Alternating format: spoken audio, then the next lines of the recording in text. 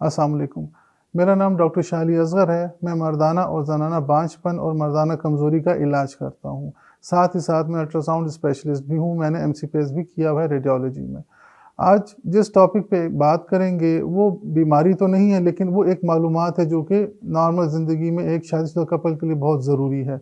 मुझसे अक्सर लोग पूछते हैं कि बच्चा किन दिनों में ज़्यादा पैदा होने के चांसेस होते हैं और किन दिनों में चांसेस कम होते हैं।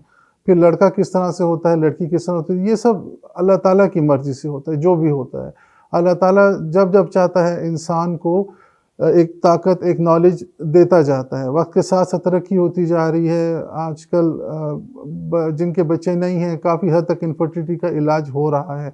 यहाँ तक कि टेस्ट ट्यूब बेबीज़ बन रहे हैं, जेंडर सिलेक्शंस हो रही हैं।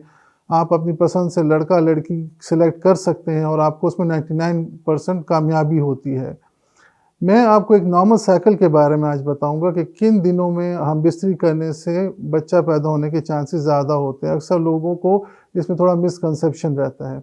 मैं स्टार्ट करूँगा फीमेल के एक नॉर्मल मेंस्ट्रुअल साइकिल से, यानी कि ज़नाना बीमारी की जो माहवारी होती है, उससे हम स्टार्ट करेंगे। एक नॉर्मल जो फीमेल है रिप्रोडक्टिव एज, यानी कि जिस एज में फीमेल बच्चा पैदा करने के काबिल रहती है, जो कि 13-14 साल से शुरू हो जाती है 46 से 47 साल तक की उम्र तक। इसमें जो नॉर्मल जो साइकिल होता है वो 28 दिनों का होता है। इस लेक्चर में हम कोई भी एबनॉर्मल बात नहीं करेंगे, हम नॉर्मेलिटी की बात करेंगे, नॉर्मल साइकिल की बात करेंगे। तो 28 दिनों का एक फीमेल का पूरा महीना होता है, जिसमें उसकी बीमारी भी आती है और वो नॉर्मल डेज़ में भी रहती है। अब एक फीमेल को मिसाल के तौर पे आज की तारीख में उसको पहला दिन है, उसको बीमारी आती है, उसको मेंस्ट्रुअल साइकिल स्टार्ट हो जाता है। तो जो आज आया है वो उसका पहला दिन है। तो हम इस पहले दिन को काउंट करते जाएँगे। जैसे कि आप स्क्रीन पर देख रहे होंगे 1, 2, 3, 4, 5, 6 नॉर्मली 7वें दिन फीमेल का साइकिल ख़त्म हो जाता है। एंड देन उसके बाद वो फीमेल हम बिस्तरी के लिए तैयार रहती है और नॉर्मल ज़िंदगी के लिए भी वो तैयार रहती है। 7वें दिन से हम आगे बढ़ते हैं। ये हम 7 दिन बीमारी के शुमार करेंगे इस 28 दिनों में।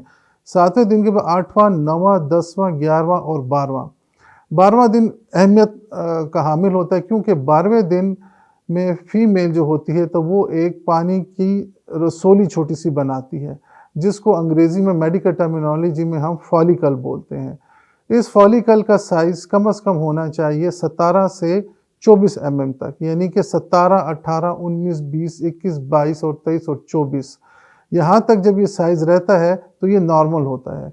अब 17 से छोटा हो गया, 24 से बड़ा हो गया, यानी कि अगर छोटा हो जाता है तो तब भी वो फीमेल बच्चा पैदा नहीं कर सकती, उसको इलाज की ज़रूरत है।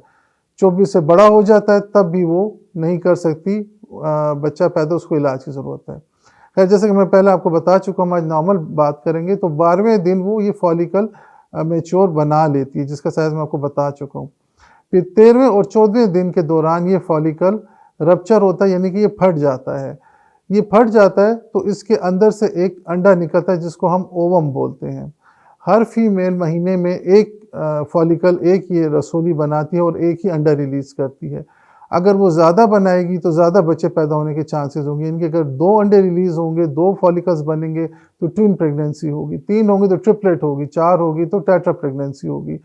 तो ज़्यादा बच्चे पैदा करने की सलाहियत फ़ीमेल की तरफ से होती है। याद रखिए, फ़ीमेल महीने में 1 से लेके 2 या 3 फॉलिकल बनाती, ज़्यादातर 1 बनाती है। जबकि जो मर्द होता है वो, उसके जो जरासीम होते हैं वो लाखों की तादाद में वो भेजता है, मिलियंस ऑफ स्पर्म्स जाते हैं, उनमें से सिर्फ 1 जाके फीमेल के संडे के साथ मिलता है और बच्चा बनता है। ये अंडा कहाँ पे बनता है, फॉलिकल कहाँ पे बनता है? बच्चादानी होती है, ठीक है। जैसे कि आप डायग्राम में देख सकते हैं, इसके साथ 2 ट्यूब्स लगी होती हैं, उन 2 ट्यूब्स के साथ 2 अंडादानी होती हैं, ये फीमेल के जिस्म के अंदर होती हैं। इन अंडादानियों में ही ये फॉलिकल बनता है, या राइट साइड पे बनेगा या लेफ्ट साइड पे बनेगा, दोनों साइड पे बन जाएँगे, ठीक है। फिर वहाँ से जब ये रप्चर होगा 13वां-14वें दिन में, तो इस अंडे की उम्र होती है 12 से 24 घंटे तक होती है। यानी कि कोई किताब बोलती है 12 घंटे, कोई कहते हैं 24 घंटे होती है, इसकी लाइफ होती है।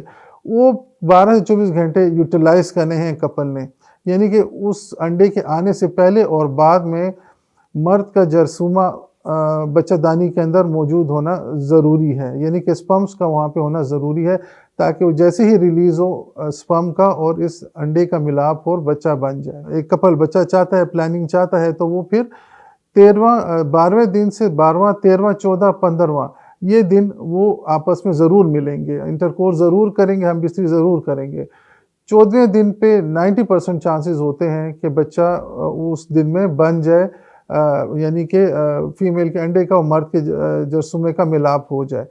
तो अगर बहुत भी आपने शॉर्ट टाइम है में करना है तो 13वां, 14 और 15 ये 3 दिन ज़रूर आपने मिलाप के रखने हैं महीने के। फिर जैसे-जैसे दिन गुज़रते जाएँगे, बच्चा पैदा होने के चांसेस कम होते जाएँगे। ऑब्वियस है, जैसे मैंने आपको बताया कि फीमेल अंडे की उम्र 24 घंटे से ज़्यादा नहीं रहती। तो जब वो अंडा ही नहीं होगा तो जरासीम स्पर्म अकेला कुछ भी नहीं कर सकेगा। ये याद रखिए, एक नॉर्मल जो स्पर्म है उसकी लाइफ़ बच्चादानी के आगे, एक नॉर्मल स्पर्म की ज़िंदगी, मर्द के जरासीम की ज़िंदगी बच्चादानी के अंदर तकरीबन 42 से 72 घंटे होती है, यानी कि 2 से 3 दिन तक उसकी लाइफ़ होती है। तो वो काफ़ी, अगर 12वें दिन भी मिलाप हो गया हो या 13वें दिन भी हो गया हो, तो वो कुछ दिनों तक 2-3 दिन तक वेट कर सकता है, वो अंदर रहते हैं जरासीम। तो ये कुछ ऐसी मालूमात थी कि जो मैं समझता हूँ कि एक मैरिड कपल के लिए, एक न्यूली मैरिड कपल के लिए जो कंसेप्शन चाहते हैं, जो चाहते हैं कि उनको अल्लाह ताला जल्दी साहिब औलाद करे, तो ये उनके लिए एक ऐसा शॉर्टकट तरीका, ऐसी डेज़ हैं कि जिसमें वो एक दूसरे से मिलकर जल्दी कंसेप्शन कर सकते हैं। क्यों, नॉर्मल डेज़ में भी, नॉर्मल जो साइकिल होता है उसमें भी इन्हीं दिनों में प्रेगनेंसी होती है, लेकिन कुछ लोगों को पता नहीं होता। तो एट द एंड हमारे ये मैसेज ज़्यादा से ज़्यादा शेयर करें, हमें फॉलो करें हमारे तमाम चैनल्स पे, ताकि हमारा हौसला बढ़े। हम इंशाल्लाह लाइव भी आएँगे। अगर आपके जो भी सवालात हैं, आप हमसे मैसेजेस पे पूछ सकते हैं। जिस टॉपिक पे आप चाहते हैं, उस टॉपिक पे मैं आपके साथ बात कर सकता हूँ। अपना ख़्याल रखिएगा। अल्लाह हाफ़िज़।